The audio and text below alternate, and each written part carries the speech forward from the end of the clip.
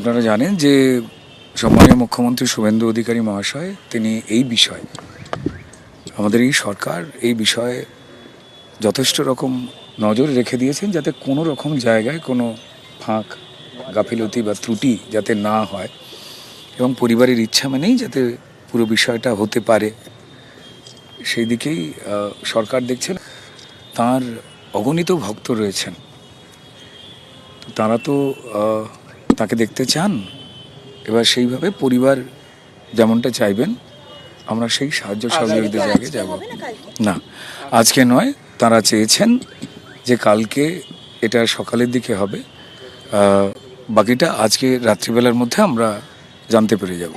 গতকালই হিন্দুস্তান পার্কে স্ত্রীর ফ্ল্যাটের ছাদ থেকে পড়ে মৃত্যু হয়েছে পরিচালক অনিক দত্তের।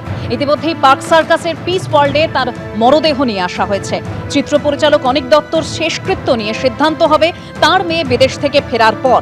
আজই প্রয়াত পরিচালকের মেয়ের কলকাতায় ফেরার কথা রয়েছে এবং অন্যদিকে পরিচালকের মৃত্যুর তদন্তে আজ হিন্দুস্তান পার্কে তার বাসভবনে আসার কথা ফরেনসিক টিমের। ইতিমধ্যে যা খবর পাওয়া যাচ্ছে তার মেয়ে বিদেশ থেকে ফিরে এসেছেন। এই মুহূর্তের কি আপডেট আমি সরাসরি আমাদের প্রতিনিধি মনামি রায় রয়েছেন, মনামির কাছে চলে যাব। মনামি, একদম তুমি যেরকম বললে যে পার্ক সার্কাসের পিস ওয়ার্ল্ডে অনিক দত্তের মরদেহ রাখা ছিল কালকের রাত্রের পর থেকে এবং সেখানেই রয়েছে। সুইডেন থেকে তার মেয়ে ইতিমধ্যেই কলকাতায় চলে এসেছে এবং স্ত্রী এবং মেয়ে দুজনেই কিন্তু এসছিলেন এই পিস ওয়ার্ল্ডে এবং বাবাকে দেখে গেছেন। এবং তার পাশাপাশি জানানো হয়েছে পরিবারের তরফ থেকে যে আগামীকাল প্রথমে NT1 স্টুডিও এবং তারপরে নন্দনে নিয়ে যাওয়া হবে তার দেহকে তার অনুরাগীদের জন্য এবং তারপরে তার শেষকৃত্য সম্পন্ন করা হবে।